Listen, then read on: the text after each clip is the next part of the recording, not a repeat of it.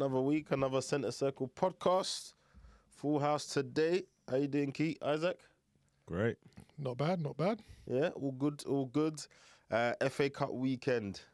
But that doesn't stop a few things for us to talk about. The first thing we need to get into is doing the round in the WhatsApp groups. Mark Gay scores for City and everyone gets on their high horse about the cup tie thing. And I think the reason why a lot of people got a little bit touchy about it is because I think most people didn't realise the rules changed, right? It goes back to something Daz always used to say. People don't know the actual rules of the game. So before I got into the debate, I Googled, you have to act like you know something, innit? So I Googled it first. Then I got in the debate. I mean, I think as the rules stand, Keith, you're a resident wiki, yeah? You can correct me as I go along. You can now play for a new club as long as it's in a latter round of the same cup. So you can't play for two clubs in the same round. But if you sign for another club and it's a later round, you can play. Whereas back in the day, if you've played in the FA Cup, that's it, you're done for the season. Yep. That sounds a bit harsh to me. I don't think so. Wow. All right. And then let's just finish the rules. In the League Cup, is there a slightly different rule that applies as well? Yeah, so you can play for two teams in the League Cup. Yep. But if you're in the semi-finals, you have to be signed before the first leg of the semi-final. So take it back to Semenyo signing for Manchester City. Yep. There's uproar that he played against Newcastle, but his transfer was confirmed before the first leg of the semi-final. In relation to Mark Gahey in the League Cup, he now can't play in the final of the League Cup final because he signed after the semi-final. How did they make this of the thing so League Cup. complicated? Listen, I was just thinking the same thing. That's why, listen, cup tie used to mean something, right? Let's just go back to what it used to be. If you've played for one team in the cup, that's it, and you then sign to another team, that's it. You're done. You're I think that's harsh, though. No, I don't think So I can play in FA Cup in October, leave my team, and I think it was even worse when they didn't have transfer windows. Imagine, you could play for a club in October, sign for a new club in November. That team could go all the way to the final. You could never play. That's in it. the FA Cup. That's it. I think that's harsh. No, that's it. The reason why I would prefer that rule, because you look at, for instance, obviously it's an issue because Mark Gahey scored. They've brought in a new player, bolstered their squad, and he's having a second crack at the whip, and he's scored and they've benefited from it. Whereas this team, who have not been able to bring in a player of his caliber or his quality to boost their team in the same way, have suffered. I just don't. But they don't might agree have with someone who played in the earlier round. Okay, fine. That's coming. So Cup tied. no, but then But it goes both ways. Yeah, They could have someone new that is of a better caliber that could have played against Man City. They just happened to didn't make any signings. Yeah, exactly. So I just don't think anyone should. I think regardless, once you put on a jersey and walked on the pitch in that trophy for said team, you can't then come back for another team. I think the way the FA Cup rules are what's fair. Like in the same round where people can get knocked out, yeah, don't be jumping from one team to the other. And that's rare now because of the transfer window, etc. But if it's a new round and that team has progressed, everyone's in a new round because of everything that happened in the last round, right? And everything else was equal then. We're kind of starting afresh. Bookings get removed at a certain point, all of that stuff, right?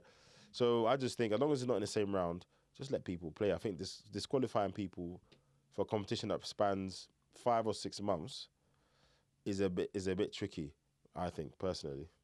And also, it's going in line with the Champions League. You can play for two teams in the Champions League, and no one's complained about that. I don't know how impactful that has been in terms of a high-profile player playing for two teams in the same season of the competition. But let's call a spade, yeah? But if it wasn't City, I don't know if people are making as much noise. People are seeing it as another example of City's money. They were able to sign someone like Mark Gahey. They were able to sign someone like Semenyo, blah, blah, blah, blah, blah. If it was Bradford... no one cares. Or Burton Albion, no one cares. And this is why rules like cup tied, being cup tied, or the original rule are, for me, great equalisers, because it removes that ability from teams like Man City, or let's say if it's Champions League, a team like PSG, Real Madrid. I hear it, removes that ability to then go and seek an advantage. Especially in the FA Cup. It comes to like FA Cup where everybody's in.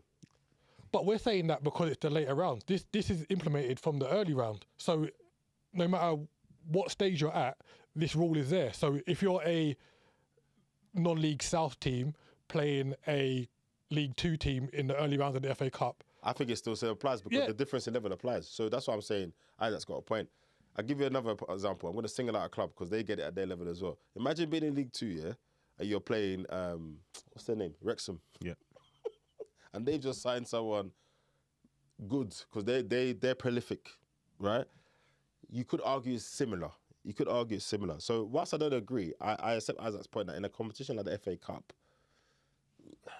but the higher place as much as possible. But the highest place league team is always going to have that advantage. So it's just continuation throughout the levels. No, but I guess the point is, so they've got an inherent advantage that they can sign who they want comparable to that other team.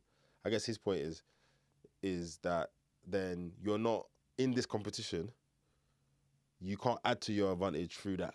Whoever you start the competition with is what you end with. That's it. It's a great equaliser. Which I think is nuts over 9 months. But I kind of hear what he's saying. No different for playing in the league for me. Like it's a new player, it's a clean slate. Let them play. Yeah, that's a funny one. I've never super understood the cup type thing, but when you put it like that, especially in the FA Cup, I don't agree, but I kind of get it. I kind of get it. I mean, there are people with who wish they still had the problem of having cup-tied players. But this week, they're going to be doing very different things. Probably a few Zoom calls and that. Because we've had a couple more managerial sackings. What did I say last week? Did I say Thomas Frank is not going? Or did I say he was going? Because Isaac asked me. I can't remember. What did you asked me, didn't you? I think I asked you. I can't remember what you said. We'll have to... You asked me if he was going to make the season. That's it. Yeah, I'm after us and to... That's it. That one. I wasn't... I'm fingers crossed. Because there was no way he was surviving.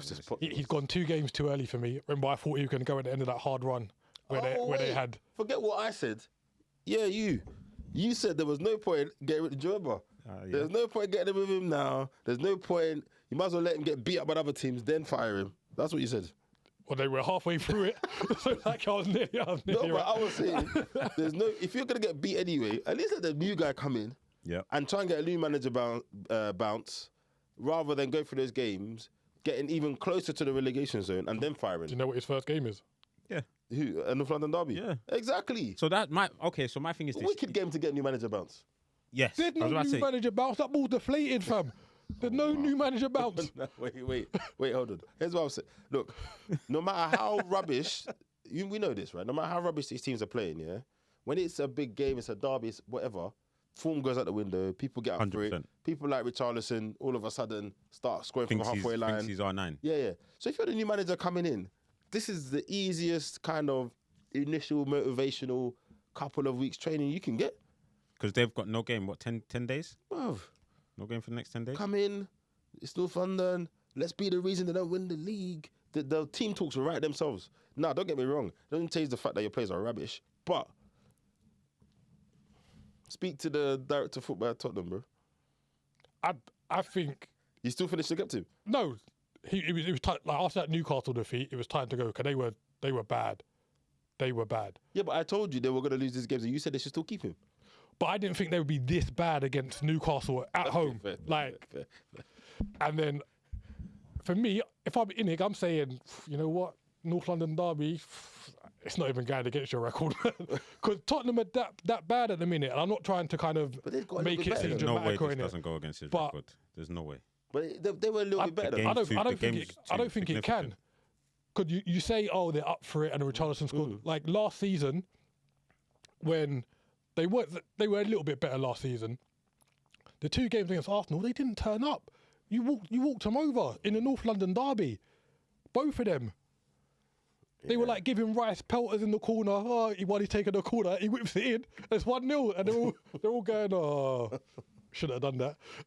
I mean, yeah, I don't blame them. You know, mathematically, table was looking shaky. Very. You lose again. West Ham are picking up points here and there. There you go. Like, you can just imagine being in the office and they're like, whoa. How much is it? How much? Oh, it's X number. Relegation is one. Yeah, get him out. Yeah. Get him out. But, okay, are they in a relegation battle? Is it too early to say there? I don't think they are. Because then you start straining to the grounds of, are they too big to go down? Yeah, I think if we're even looking at the relegation... I think it's 5 points at the minute. Yeah, you're in the battle then, I'm sorry. Yeah. 5 points is not a lot. And if Man United didn't equalise, it would be 3 points. Yeah. So, yeah, they are in trouble. I think they can be confident that West Ham and Nottingham Forest need to be really good over the next 12 games in order for them to go down. So they're in it, but they should stay up. Yeah, I mean, looking at it now, sorry, you got, Spurs 29 points, West Ham 24 points, Forest 27 points. They're in the game. They're in the games. It's not too early for me. They're in a relegation battle. It's as simple as that. It's simple as that. But speaking of, like you said, you mentioned, are they too big of a club to go down? Did you see your boy Ange on the overlap? Rav, I want to know what this outcry is, because I watched it and I didn't think me personally, I didn't think he'd step to line, but I've seen outrage. I'll tell you why. So, obviously, we did a similar thing, innit? So when I saw the clips, I said, nah, you didn't say that like that. It must have been cut a certain way. I need the context. When he says, oh, they're not a big club. I was thinking, yeah, we know they're not a big club, mate. They gave you a job. We know they're not a big club. With all due respect, and he says it himself. I've not reached certain levels, etc., when you watch the thing. From the moment you were given the job, when we all know where they want to go to, they weren't a big club. Now, you could have become a big manager and made them a big club if you would achieve certain things. But it's mad for you to go on there and say they're not a big club for all these other reasons, and you're not including the fact that they employed you after the rumours tell us they spoke to lots of people before they got to Ange. So I think that interview was a little bit of revenge, it lacked a little bit of tact, I would argue. He was saying a lot of truths, but I keep saying, I said it a lot of times, people always like to talk when it's not their money on the line. But all right. So he's talking about, if you want to do this, you got to take risks. Is it your 200 million on the line? Yeah. I don't understand. But in relation to the players that he said he wanted to sign, you can understand a bit of his frustration. Nope. In terms of, because we've sat here and said the signings that Tottenham have made in the summer are not the signings, bar Simmons, are not the signings that are going to elevate you to where you want to be. When he listed off the names, you can be like, I kind of understand his point. My whole gripe with his interview is that it holds more weight if you're successful in your next job. I didn't even look at that angle. That's fair. Because he can, let's expunge the whole Nottingham Forest thing. He can turn around and say, granted, I didn't do great in the league, but I brought Tottenham European success. Yes. No one else can say that. Facts. You go to Nottingham Forest, and I'm sure that was presented to him in a very favourable light. He didn't win a game. So to then go on a chat and then besmirch your previous employers to Nottingham Forest, I'm a bit like... I'm going to back him a little bit on that one, to your surprise. I'm going to back him only because sometimes these things take time, right? So whilst Nuno was fighting for Champions League and doing all of that, he was doing it in his way. If I'm Ange and that's not my way of doing things, I'm going to try and change it. He shouldn't have been given a job in the first place, right? Let's be honest, because you're going from chalk to cheese, just style-wise. So I hadn't even thought at that point, but I do think that the only reason I don't agree with the player thing is you knew where you were going. Even us as fans outside, we know Spurs don't buy and don't pay big wages. They'll do big chunks, but they don't pay big wages. They've never been top 2, top 3, top 4. I don't even think they've ever been top 5 in terms of wage structure.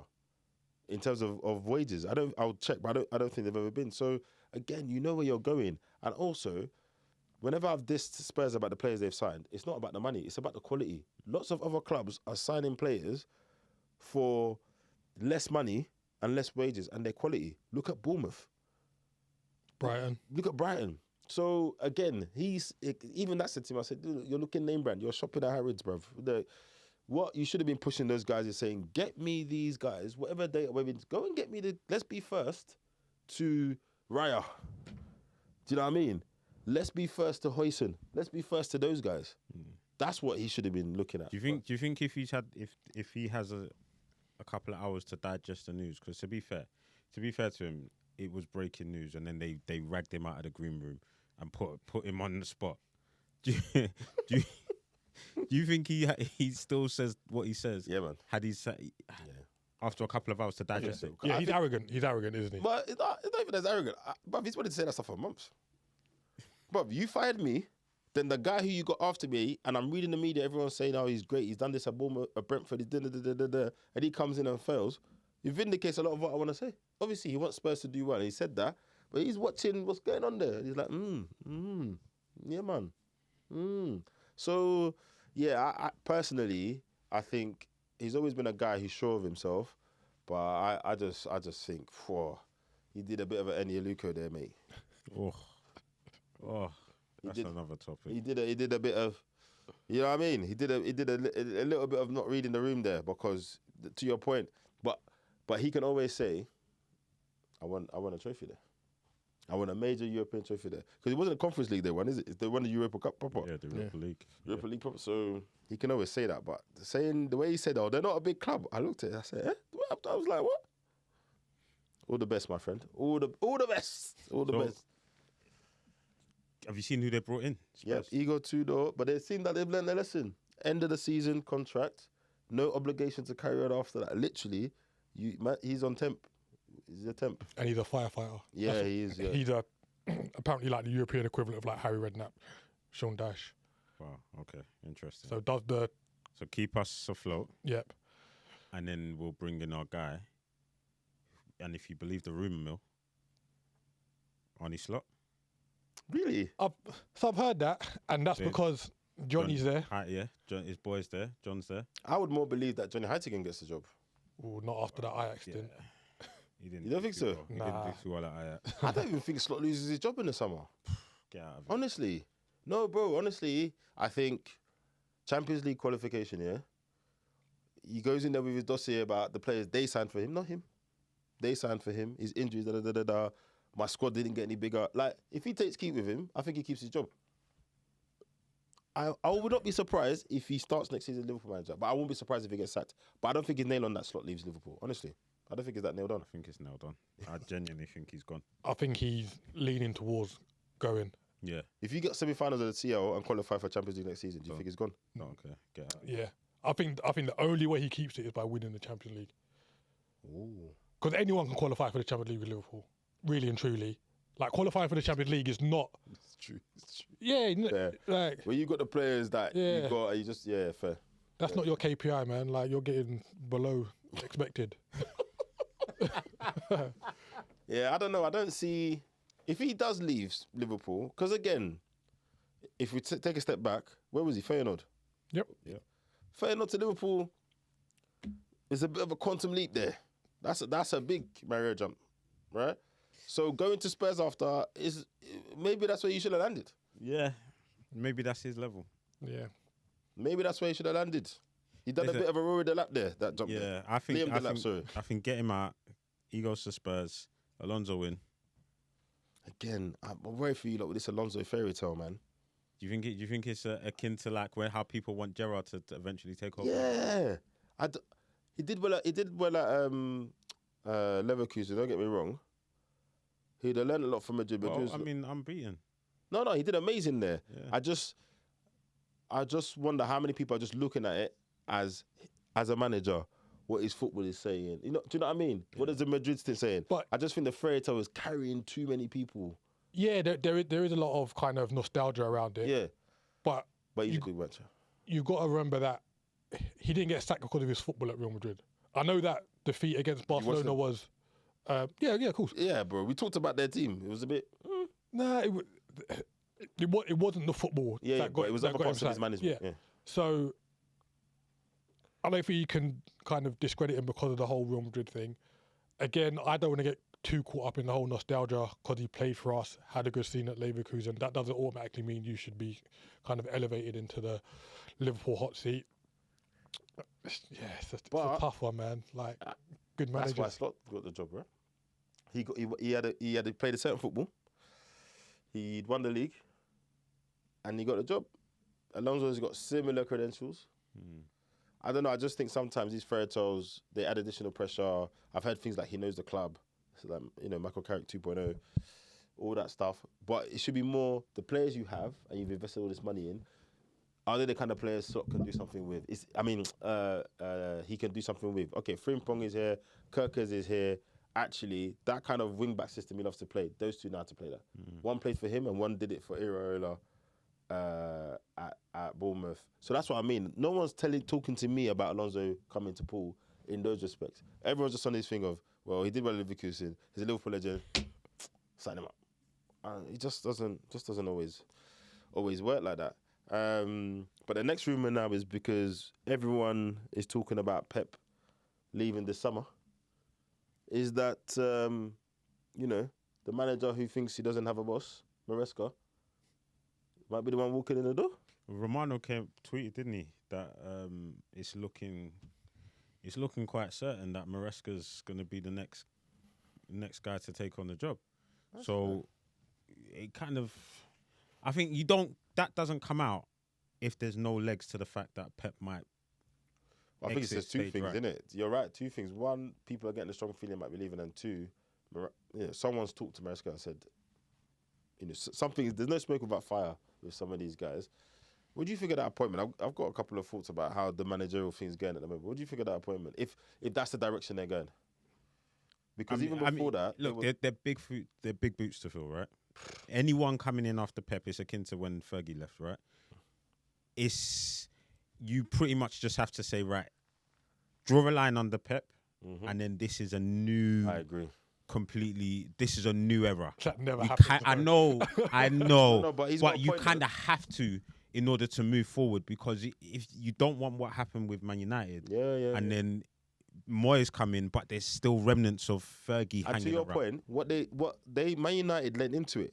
They talked about how Fergie picked Moyes almost. Yeah. Like handpicked him and he was on the board and all of that. So I get Azaz's point, and there's almost a thing of where, in the statement when they announce Pep is leaving or whatever, they need to almost say, this has been a great 10 years, blah, blah, blah. We now move forward into a new era.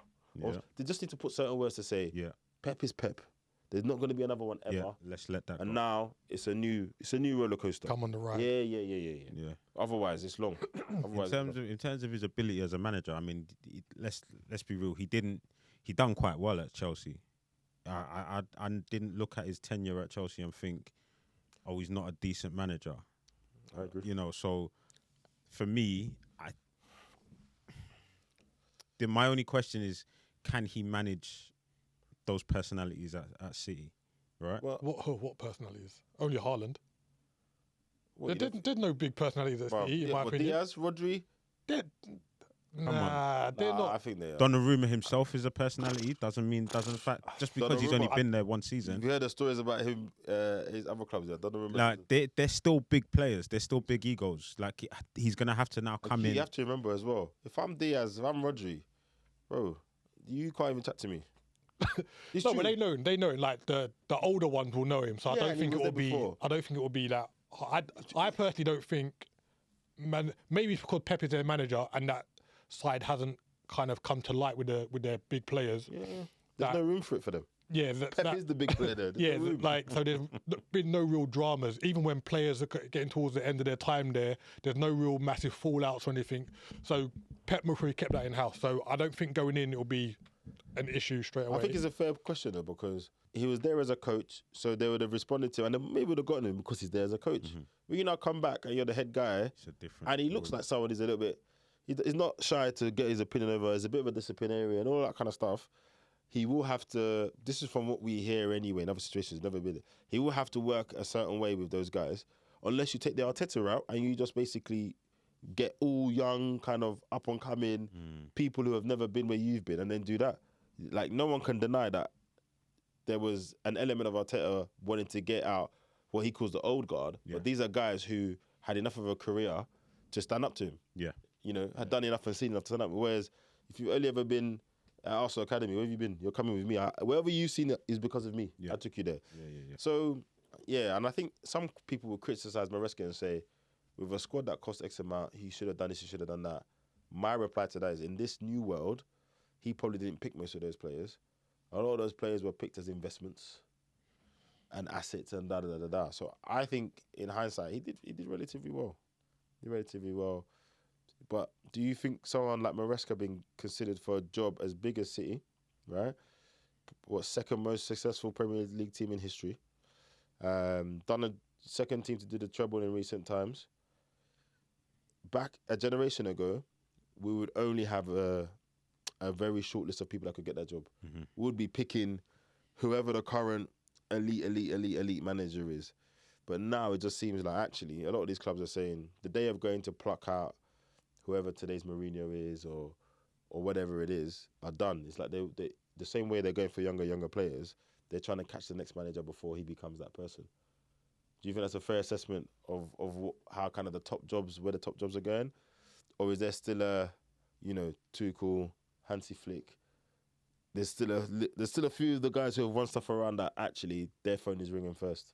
No, I think it's changed. I think that the landscape of the game has changed as well. Yeah. I think we don't afford. Well, I said owners don't afford managers the time to build that personality, to build that reputation, and as one of the elites.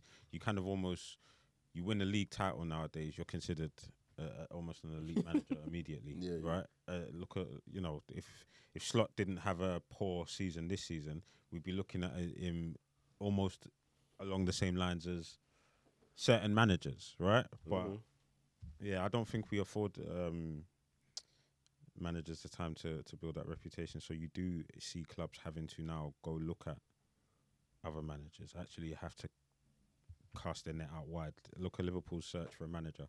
We went and looked at Amorim and then eventually ended up on Slot after Klopp. Like, no one had ever heard of Slot, if we're being honest, outside of the Eredivisie, really.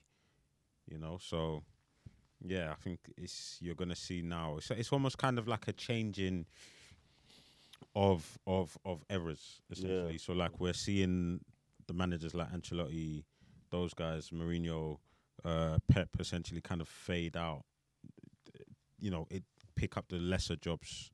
Mourinho's being linked with the Portugal job. They say once you go international, it's very rare that you see managers come back to the Southgate club. So. Yeah, it's kind of like we're seeing a changing of the guard and now the next level of.